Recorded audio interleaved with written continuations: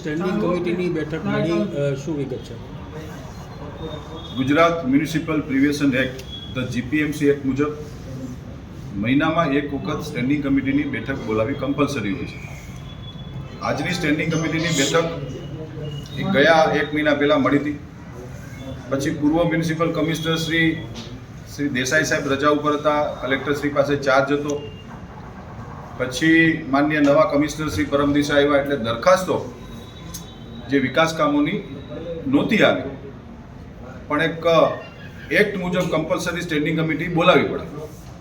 એના ભાગરૂપે આજે કુલ 9 દરખાસ્તોની આજે સ્ટેન્ડિંગ કમિટીની બેઠક હતી.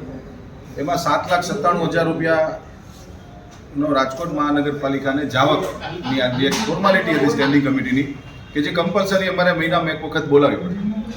એના માટેની આજની આ સ્ટેન્ડિંગ કમિટીની બેઠક હતી. એમાં કર્મચારીઓની આરોગ્યની સહાય અને મેયર એવોર્ડના એક ચૂકવણું હતું 18,000 રૂપિયાનું. કુલ મિલાવીને 9 દરખાસ્તો હતી અમે મંજૂર કરી છે. ક્યાંક ને ક્યાંક રાજકોટના ઇતિહાસની આ એવી સ્ટેન્ડિંગ હશે કે જેમાં સૌથી ઓછામાં ઓછી દરખાસ્તો હશે. એટલે મેં જેમ પહેલાં કીધું એમ કે Gujarat municipal પ્રિવેશન act the GPMC act મુજબ મહિનામાં એક વખત બોલાવવી પડતી હોય છે, પરંતુ માન્ય પૂર્વ મ્યુનિસિપલ કમિશનર શ્રી રજા ઉપર હતા. પછી એમનો ઓર્ડર થયો અને અમદાવાદ ઓડાના સીઈઓ બન્યા અને નવા મ્યુનિસિપલ કમિશનર શ્રી આવ્યા એટલે દરખાસ્તો કમિશનર બ્રાન્ચમાંથી સ્ટેન્ડિંગ કમિટીમાં આવી નહોતી, પરંતુ એક્ટ મુજબ તો ફરજિયાત બોલાવવી પડે. એટલા માટે આજે અમે સ્ટેન્ડિંગ કમિટીની બેઠક બોલાવી છે. પણ વધીને અઠવાડિયા કે 10 દિવસની અંદર ફરી પાછી એક મોટા વિકાસ કામો સાથેની આવે પછીની સ્ટેન્ડિંગ અમે બોલાવવા જઈ રહી છીએ.